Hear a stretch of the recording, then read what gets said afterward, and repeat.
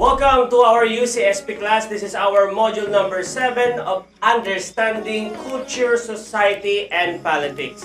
Our module 7 will serve as the second part of our book, which is all about the culture. Module 7 is all about the introduction of the culture.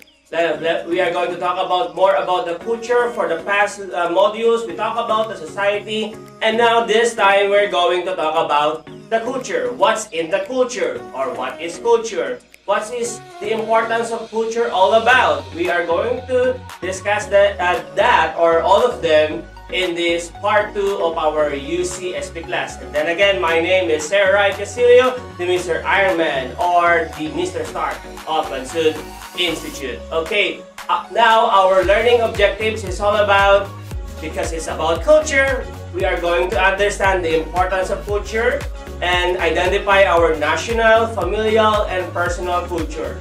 Everything that we do, wherever we are, and whatever are we, is all about culture, and we're going to talk about that in this lesson. And also to avoid cultural prejudices or biases, to judge other culture as if your culture is better than their culture, or our culture as a nation is better than the culture of other culture, or inferior than the others. We're going to talk about that in this lesson. Okay, now let's proceed to our lesson. What is a culture? Culture is a system of knowledge, behavior, ways of life, arts, beliefs, values, attitudes, meanings, religions, roles, and institutions of a population shared by a relatively large group of people that are passed down from generation to generation. Okay, so culture is all about whatever we are doing in life. It includes whatever we have in life as a nation, as a family, and even as a individual. Okay, so this is shared by others, and it will pass down from generation to generation. If you are a Filipino, we are sharing the same beliefs, same tradition, sa mga po and opo, para tayo pagiging magalang sa ating mga nanay at tatay, at pagiging hospitable. So, we are sharing that belief, and that makes us a Filipino. So, marami rin po tayo mga ginagawa or ginagampanan as a individual or as a Filipino bilang isang race regarding culture. So, even sa inyong mga sariling pamilya, meron tayong sarili-sariling kultura na hindi mo lang ito minana mula sa iyo, kundi ito ay namana mo pa mula pa sa kaninu-ninuan mo. Mga tradisyon, paniniwala, kasama ng relihiyon, kasama ng pananamit, kasama ng pananalita. Lahat-lahat ng mga bagay na yan ay is all about culture. Okay? So, sabi nga rito, culture has been called the way of life for an entire society. Okay? Kaya napakalaga may relation ng society at culture dahil yung society yung nag-share. Sila yung pamumuhay nila, yun yung tinatawag natin kultura. The way they interact with one another, it is culture. Okay? Yung kanilang mga damit, mga gamit, mga pagkain, mga lingwahe, mga dialekto, mga sayaw, relihiyon, mga bagay na yon na sinishare ng society ay tinatawag nating kultura. Now, sabi nga dito, culture is learned and acquired. It can be learned, natututunan siya, and it can also be acquired. Nakukuha mo siya. Okay? So, as time goes by, you're making your own culture. Kasi you expose or immerse yourself to other culture, and then not knowing na yung mga culture na yon ay nakukuha mo rin. Culture is also shared and transmitted. Hindi lang ito pang sarili, kundi ito ay nakabahagi rin natin sa iba. Okay? The way we talk, the way we, yung intonation pattern natin, lahat ng mga yon ay kabilang ang kultura.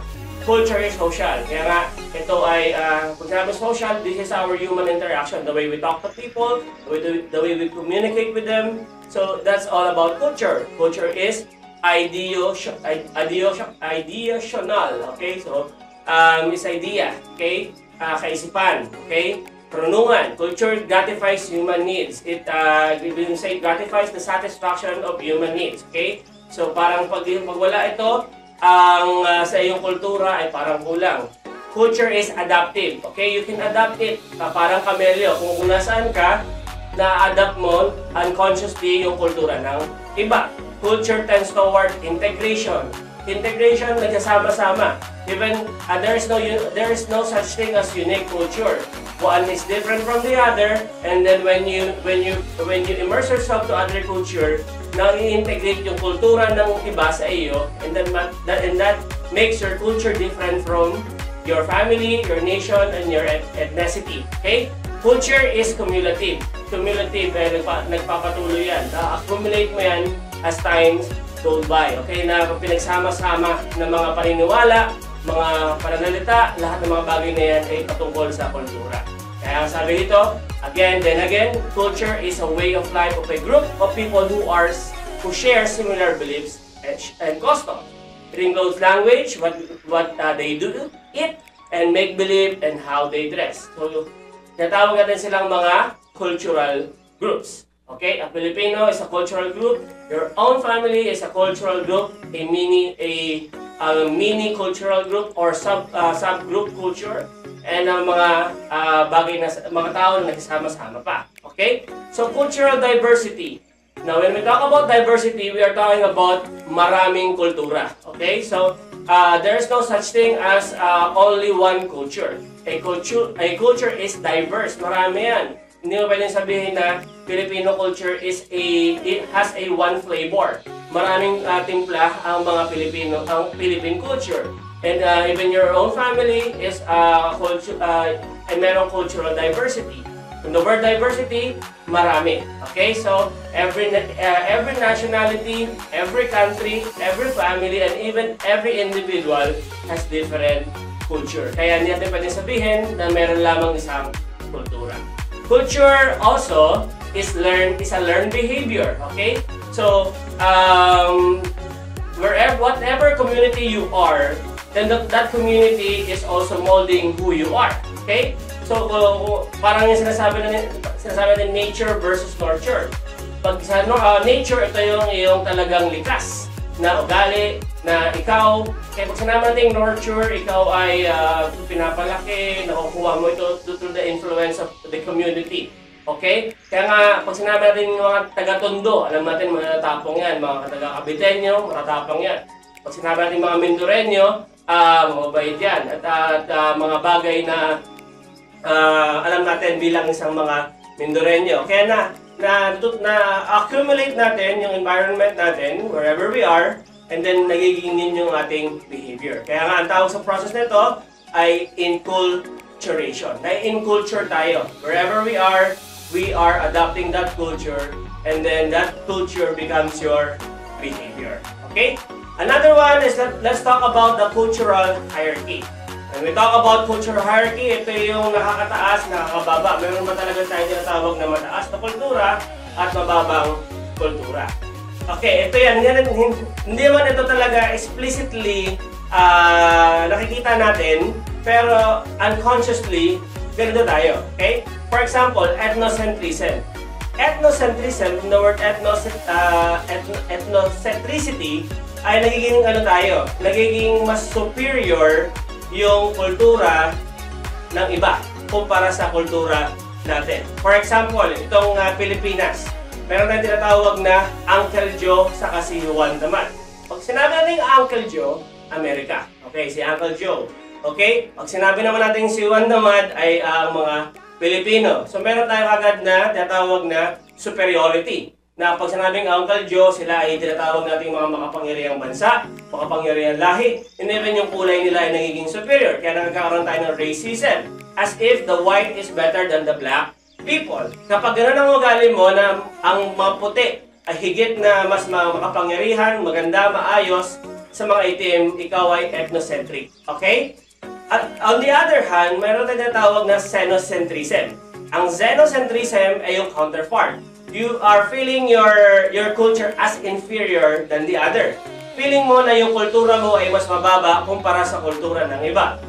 Balikan natin si Juan Tamad. Kaya natin na yan. Sabi, pag kinumpara mo yung Pilipinas sa Amerikano, ang Pilipinas ay mahina agad with regard sa race, sa lahi. As if yung mga brown people ay mga Indio at ang mga white people are mga wise people. Okay? Kaya nga, mga Pilipino, gusto nila yung mga puti. Even yung mga kulay natin na kayo manggi, pinapalitan ng puti, sapagkat alam natin, ang ating cultural bias na inferior yung brown at yung white ay superior. Okay? So, ang tawag sa inyo kapag mababaw ang tingin mo sa iyong kultura ay xenocentric. Pag mataas, ito ay ethnocentric. For example, yung tinatawag natin probinsyano at Manileño. Kapag sinabi ni taga Manila, uy, mga ano yan, mga konyo yan, yung mga tinatawag ng mga Atenista, mga taga Lasal, mga Taglish kung magsalita na kung gano'n sila, hey, do you want to eat kasi parang masarap doon sa sa tusukan ng fishbowl di ba? So, when you hook the fishbowl, you should do this, okay? Pag ganun yung lingwahe mo, ikaw ay konyo, usually mga taga quote-unquote Manila. Pag ikaw naman ay muling, kapag ikaw naman ay quote-unquote ay namamangyan, ginagamit nilang adjective yung word na mangyan, which dapat hindi. Okay, it's a form of xenocentric attitude. Okay, na ibig sabihin na ikaw ay maliligaw, nalilito, walang kabuang-muang sa buhay syudad. And ito pa yung another examples, Manileño and Bisaya. Kapag si Inday ay tinawag na silang Inday, pag sinabi rin Inday siya ay katulong lamang, okay?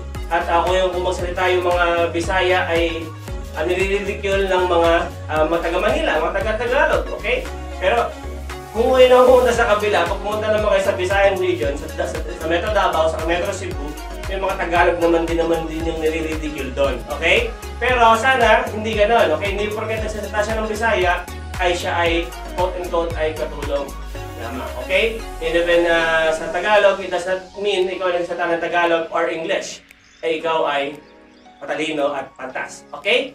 Now, let's talk about cultural immersion. When we talk about cultural immersion, we are talking about yourself involving to a certain community to study their own culture, okay? Kaya in-immerse, parang sa gagawin ninyong immersion.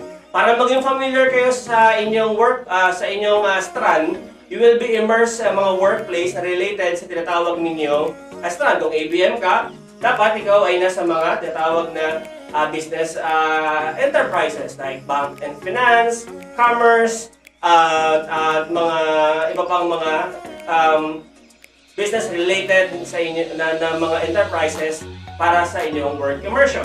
Okay? So cultural immersion ganun din. Para talagang maunawaan mo yung mga lingwahe o mamumuhay ng mga mangyan, dapat mamuhay kang parang katulad ng mangyan or mamuhay kang kasama ng mga mangyan. Okay? So pag tayo pinipilit natin i-impose yung kultura ng mga Tagalog, yung mga pananamit natin, pinapaliguan natin sila, binibisan natin sila. Pero if we do that, we are also trying to eliminate their own culture. Kasi hindi sila ganoon manamit, hindi sila ganoon magsalita, hindi sila ganoon ang amoy nila. Kapag nawala yung amoy mangyan, ay hindi na sila mangyan. So we are trying to erase their culture by insisting our culture to them. Kaya para maunawaan natin sila, kailangan ikaw mismo pumunta dun sa community nila at pag-aralan mo ang kanilang kultura.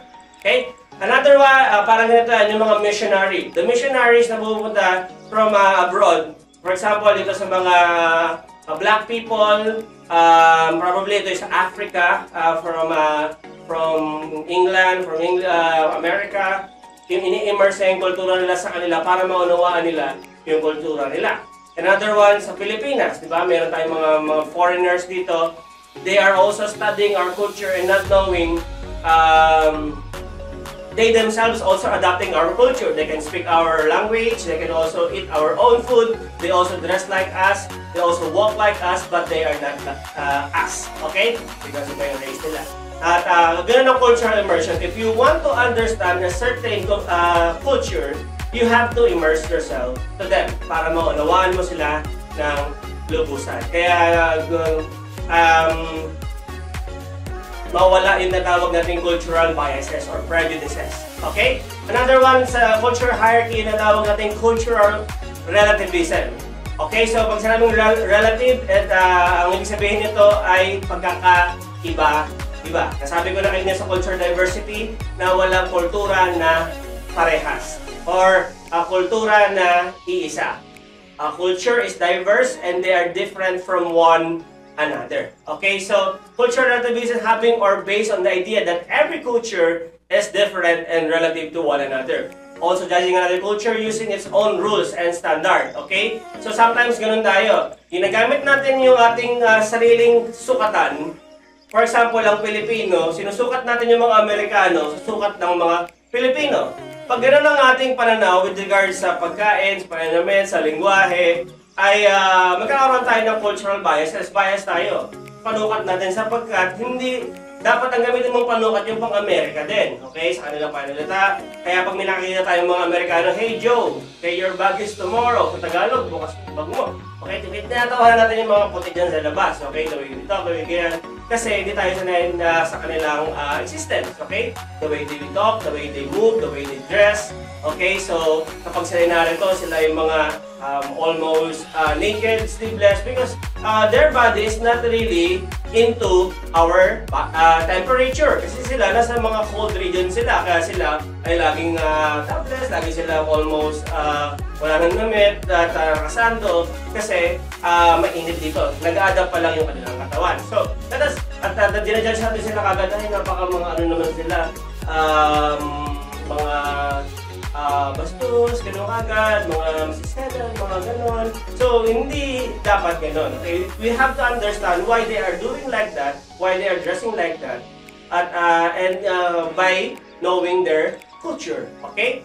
So, another one is universality versus hierarchy, cultural relativism.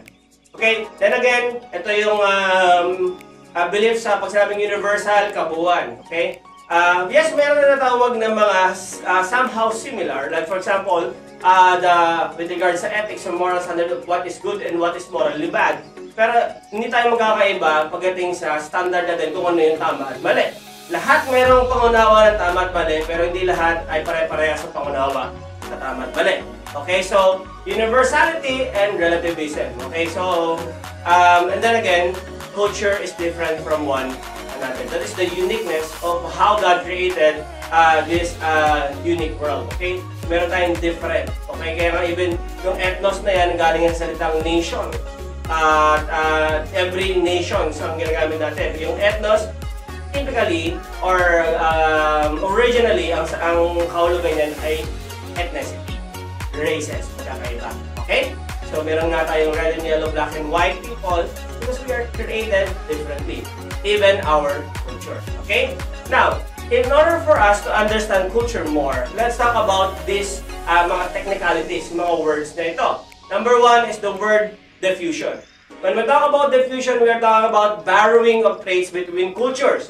Hinihiram natin yung mga pag-uugali ng iba. Okay? If you are a Filipino na nandun ka sa tinatawag na bansang Amerika, you are going to borrow their traits and cultures. Pag panalita, nakukuha mo yung accent nila. Sa kanilang pagkain na hindi sila familiar sa rices, more on potato sila, nakukuha mo yung kanilang kultura. Binaborrow mo yun. Hindi mo yung kultura, hinihiram mo lang. Kaya ang tawag doon ay diffusion. Dinidifuse mo yung kultura nila papunta sa iyo. Another one is na tawag nating acculturation. Exchange of cultural features that results from long-term exposure between cultures. Nagkakaroon na ng palitan, okay? If you continually expose yourself to different culture, hindi lang naman ikaw yung nakaka-adapt ng kultura nila. You are also influencing your culture to them. Na-expose sila sa kultura mo. Kaya nagkakaroon ng acculturation. Nagpapalitan kayo ngayon ng kultura. Yun yung nangyari sa tinatawag natin galleon trade. Noong panahon na sa barter change, okay? Sa barter change, noong unang panahon, hindi naman ito yung Pilipino na sa Pilipino, okay? Sa barter change, nakikipag-barter tayo din sa ibang bansa. When we barter to other country, we are also barter our culture to them. Okay? Nagpapalitan ng kultura. Sa pottery na lang, di ba? Magkaiba ng pottery. For example, tinatawag nating jeep, okay? Yung unang panahon, yung mga Amerikano ay nagdala ng jeep dito. Yung jeep is commonly ginagamit ito sa tinatawag nating gera ng mga sundalo. Okay? Yung jeep na yun, yung parang maganda yun na four-wheel drive, malaki yung gulong. At as time goes by, nung ito ay sa Amerika, ito ay gumanda. Naging Bigfoot yung jeep nila, naging pataas, naging mukha talagang parang muscle car. at naging sports car sa mga trails, sa mga mountain, doon sa Amerika. Pero pagdating itong jeep nito sa Pilipinas, dahil ito naiwan sa Pilipinas, ang ginawa nila sa jeep ay pakaba. Naging transportation. Sa kanila, for hiking. Sa atin, transportation. Ito sa Manila, ang daming mga jeep dyan. Okay? So, nagkaroon ng acculturation, ng exchange sila ng kultura sa pamagitan ng sasakyan na yan. Another one yung tatawag nating independent invention. Developing to solution to problems by individual cultures. Okay?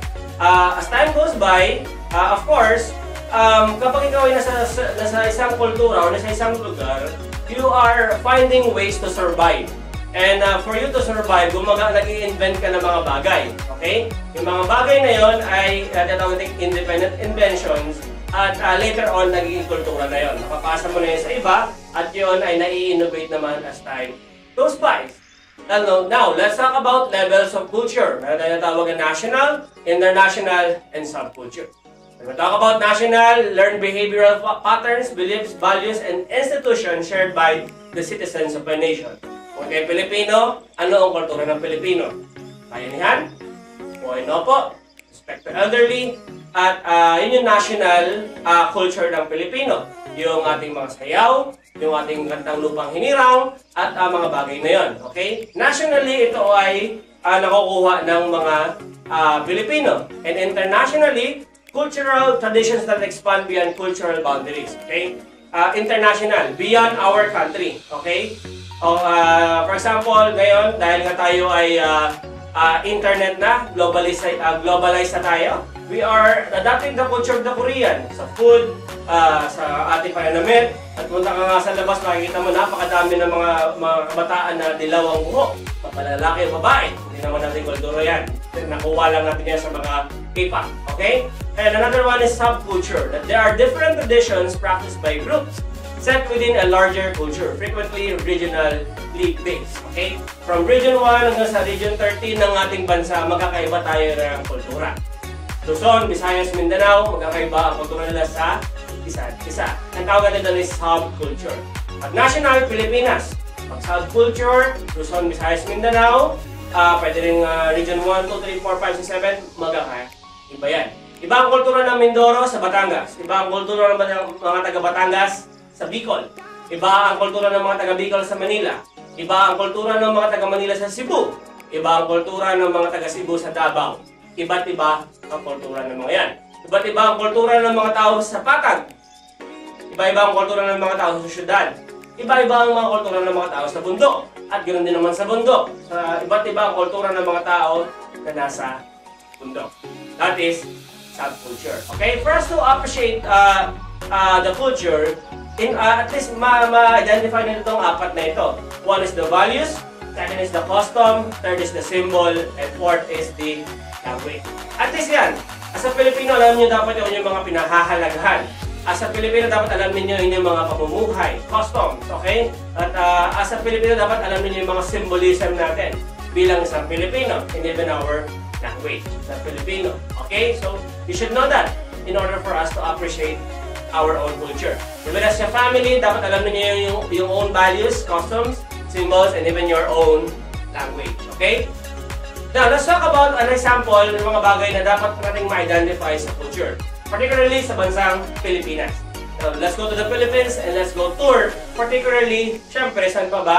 Sa ating bayan or sa ating probinsya, ang probinsya ng Oriental Mindoro. Okay? Let's talk about yung ethnicity, yung belief and tradition, diversity, nation, even the people sa Oriental Mindoro.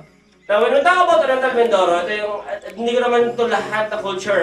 This is just a survey, okay? For example, pag sinabing Mindoreño, alam natin ang ating talagang taga rito ay walang iba yung ating mga kaibigang Mangyan. At kapag sinabing Mindoro, yung ating icon, and tinatawag natin yung Mount Halcon, one of the highest mountain in the Philippines. Kaya pag sinabi natin sa animal na unique na meron tayo, ay walang iba kundi yung tamaraw. Like for example, this one na aking susunod ngayon, the tamaraw, being a territorial animal. Okay?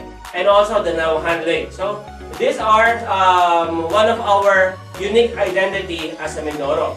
Tayo lang ang meron dito.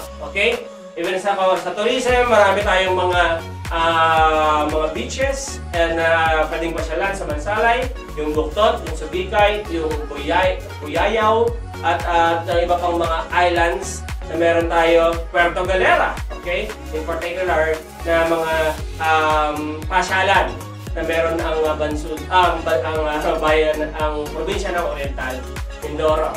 Now, when we talk about social groups, pag mag-identify kayo social groups, ay marami yan, okay? Pwede yung ethnic groups. Merong ethnic group sa Mindoro? Meron Tagbatangainyo, meron mga Bisaya, meron mga Ilocano, meron din mga Aita, may mga Mangyan. Marami mga social groups sa Oriental Mindoro. Men and women, young and old, middle class, rich, and even poor. Okay? So, pag yan social groups, yun yung mga classes na meron tayo grupo dito sa Oriental Mindoro. Another one, when we talk about language, of course, ito ay wala tayong sarili.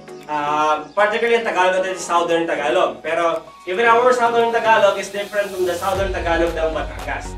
Okay? So government natin, of course, alam natin, we are also democratic province. Okay? Sa history natin, at kung sila dapat alam ninyo yung ating history sa bahay ng Bansud, particularly Batang Tinawag na Bansud, from the word earlier na Basud, na ang ibig sabihin ay mga taong ninirahan sa tabing ilog. And later on, na-develop siya as Bansud, na naging symbol niya na yung tinawag na Harvest Festival. Ano mga pagkain na meron na dito? Ano mga lifestyle na meron tayo dito? Okay, so even myself was culturally shocked when I was first came here in Mindoro, kasi transfer lang ako from Manila. Pero my father was Mindoreño, of course, kaya nandito kami ngayon. Okay? So magkakaiba yung kultura ng Mindoro. Later ko lang siya na-adapt when as I grew up as a kid. Okay? Of course, our arts, meron tayong may mga Mangyan dance, yung mga iba't iba rin tayong mga festivals, okay, mga sa bunga mula sa Kalapan, Pandanggita, Oriental Mindoro, at mga dances natin. Even our religion is also diverse. We have a majority Roman Catholicism, and Protestant, Muslim, and other religion. Okay? Of course, our economy, majority also we are agriculture. Mga farmers natin, also we're working hard. May mga, of course, meron tayong mga rural and urban city. Marami tayong mga source of tinatawag dito ng mga economical source of income. Okay? At fishery, mga typical sa atin sa Oriental Mindoro. Okay, so that's it for my example, and that is all about culture. This is just an introduction, and we are going to talk more about culture for the next week natin. And also we are going to watch a movie to have a reflection about it, and we're going to study about it, their culture and how they are different from our culture, how they talk, how they walk, how they look, and everything. I'm going to prepare for that, and we're going to study about it. Okay, so for now, this is just an introduction, and for our weekly assessment, here are the following questions. This is just a simple, again, as a simple questions with a simple answer. Okay, answer it as in a simple answer. Okay, only. Okay, so yun lang. Hindi nyo kailangan ng paragraph. Just answer it with one word, one sentence. Do not elaborate it. Okay, answer it as it is. Okay, if it is yes or no, just answer yes or no. You don't have to explain it anymore. For example, what do you think is interesting about your culture? Your family. Okay, your own culture as a family. Ang pinag-usapan natin dito. Okay, is it interesting? Is it engaging? Is it boring? Or so and so. Okay. Do you know much about your culture? You just say yes or no. Okay? When people from other countries think about your culture, what do they usually think of? Okay? So, the other countries. So, ano na yan? Nation yan. National. That's subculture. In your culture, is it polite to be straightforward and direct to talk to someone? Not being straightforward, yung instead of sabihin mo na ang itim ng kilikili mo, sabihin mo ay pili ba ang rolon mo? So, gano'n. So, straightforward. Pag hindi ka straightforward, Diba? Okay. So yun lang, very simple lang, okay? Is it good or is it bad? Okay, what do you like about your culture? What don't you like about your culture? How do young people in your culture behave differently from older people? Paano ba are they respectful or are they rude? Okay? Have you ever felt confused by the actions of someone from another culture? So yes or no? Okay, for example, if you encounter an American and they talk about something and you were shocked that they did this or did that, ano ka ba? Confused ka ba? Nalito ka ba? What your culture are you most proud about? Okay? And if you could change one thing about your culture, what would it be? It's a family, okay? What is considered rude in your culture? Do you pray before each meal? How do you feel when you leave your home culture and enter into a completely new culture? Do you know much about your own culture? What do you think is interesting about your culture? What do you like most about your own culture? What do you like least about your culture? What does it mean to be polite in your culture? And in your culture, do you say po and opo to be out there? Okay, just answer it yes or no, or answer it with a one word only or one sentence. You don't have to complicate things, okay? I need just a simple answer. Okay, so that's it for our module number 7, week 9, the introduction about culture. If you have questions, feel free to contact me to the following and submit all your assessment to me on time, on site, and on even sa mga email. Okay, don't hesitate if you have questions. Also, PM me. Okay, so this is it for our module 7. Which is all about the introduction to